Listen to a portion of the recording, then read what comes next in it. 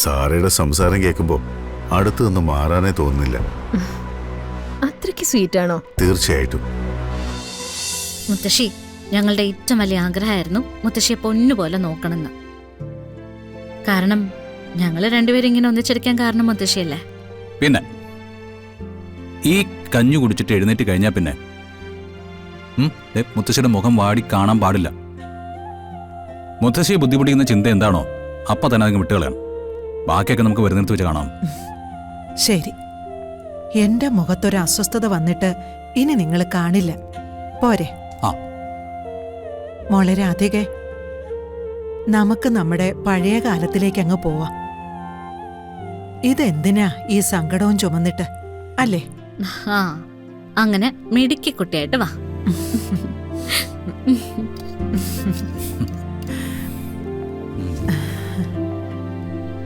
ദേ, ഇങ്ങനെ അങ്ങ് നടക്കണം അവസാനം വരെ.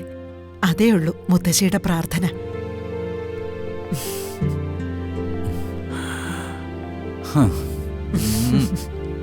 എന്റെ ചക്കര മുത്തശ്ശി.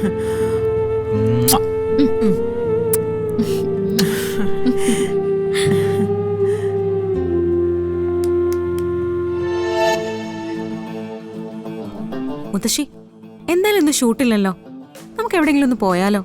ആ, എങ്ങോട്ടാണെന്ന് പറ.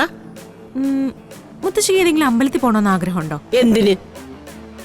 എടി, നിന്റെ അച്ഛന്റെ കൂടെ പാതി പട്ടിണിയായിരുന്നപ്പോ കൊറേ അമ്പലങ്ങൾ കയറി നിരങ്ങിയതാ. ഇനി എനിക്ക് ഒരിടത്തും പോകേണ്ട കാര്യമില്ല.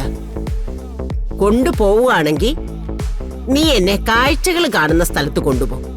അങ്ങനെയാണെങ്കിൽ നമുക്ക് ഏതെങ്കിലും ടൂറിസ്റ്റ് സ്പോട്ടിൽ വെച്ച് പിടിക്കാം. മുത്തശ്ശി കാണാത്ത എത്രയോ സ്ഥലങ്ങൾ കിടക്കുന്നു. ആ, അതീ ലോകം മുഴുവനുമില്ലേ. നീ നിന്റെ അച്ഛന്റെ കൂടെ നടന്നിട്ട് എന്താ കണ്ടിട്ടുള്ളത്? ആറ്റുവാശ്ശേരി കുടുംബം, നിന്റെ അച്ഛൻ പൂജിക്കുന്ന അമ്പലം, അതിന്റെ ഇടേക്കൂടുള്ള ഇടവഴി. ഓ, നല്ല കാലത്ത് കളഞ്ഞുപോയ ദിവസങ്ങളെ കുറിച്ച് ആലോചിക്കുമ്പോ സങ്കടം തോന്നുവാടി മോളെ. പേടിക്കണ്ട മുത്തശ്ശി, ഇനിയുള്ള സമയം നമുക്കങ്ങ് ആഘോഷിക്കണം.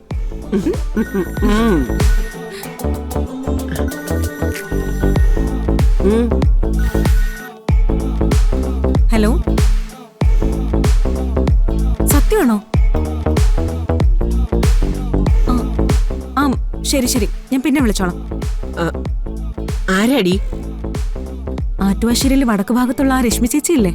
ഓ, മനസ്സിലായി മനസ്സിലായി. അവളും അവളുടെ കെട്ടിയവനും കൂടിയേ പണ്ട് സീരിയലിലൊക്കെ അഭിനയിക്കാൻ നടന്നതല്ലേ.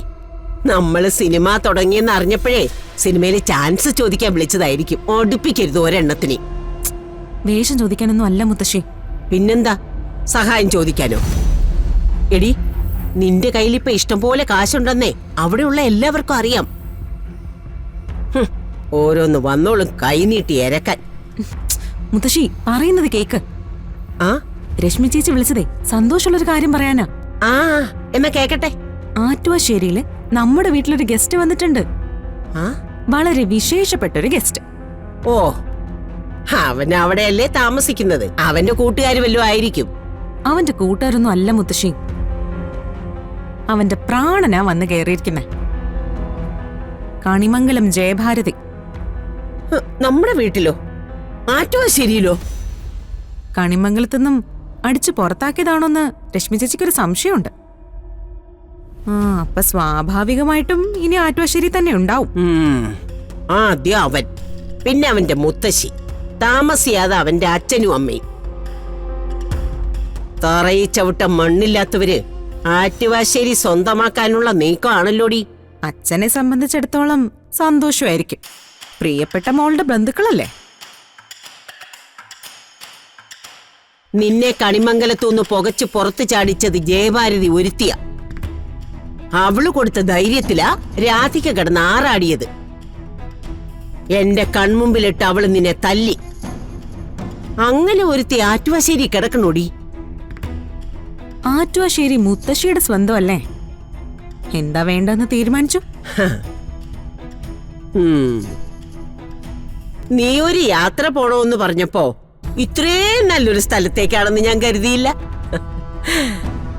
നമ്മൾ ആറ്റുവാശ്ശേരിയിലേക്ക് പോകുന്നു, കണിമംഗലം ജയഭാരതിയെ നേരിട്ടൊന്ന് കാണാൻ.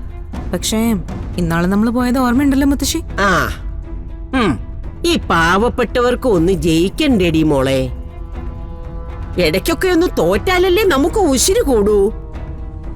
ജയഭാരതിക്കുള്ളത് ഞാൻ മനസ്സിൽ കരുതിയിട്ടുണ്ട്.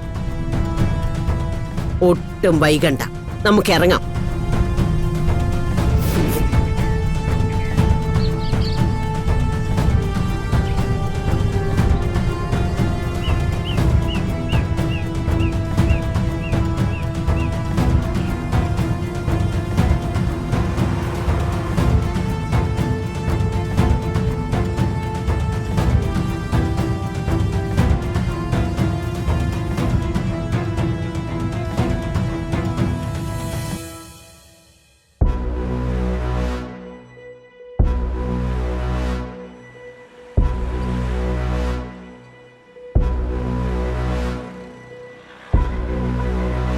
സാറയുടെ സംസാരം കേൾക്കുമ്പോൾ അടുത്ത് നിന്ന് മാറാനേ തോന്നുന്നില്ല. അത്രയ്ക്ക് സ്വീറ്റാണോ? തീർച്ചയായിട്ടും. എങ്കിൽ പിന്നെ പോണ്ട. നമുക്കൊന്നിച്ച് വേറെ എവിടെയെങ്കിലും പോയാലോ? ഇന്നത്തെ മീറ്റിംഗ് അറ്റൻഡ് ചെയ്തേ പറ്റൂ. ഞാൻ ചുമ്മാ പറഞ്ഞതാ. ആദ്യം പോയി മീറ്റിംഗ് അറ്റൻഡ് ചെയ്യ്. അത് കഴിഞ്ഞ് ഞാൻ വിളിച്ചോളാം. ഞാൻ കോളിന് വെയിറ്റ് ചെയ്യും.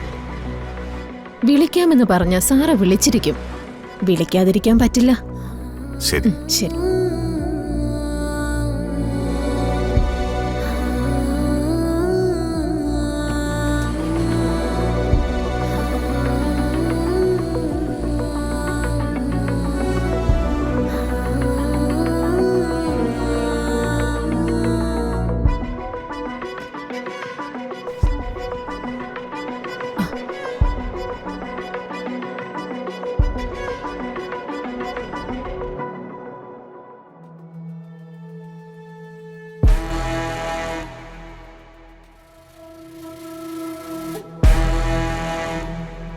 ബെഞ്ചമിൻ, ഷേ, നീ ഇങ്ങനെ പുറത്തിറങ്ങി നടന്നാ?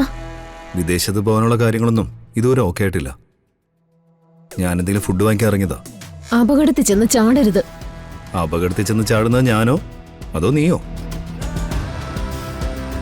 ചന്ദ്രശേഖരനെ സഹായിക്കുന്നതിന് എന്തോ പ്രത്യേക ലക്ഷ്യമുണ്ടെന്ന് നീ എന്നോട് പറഞ്ഞിരുന്നു.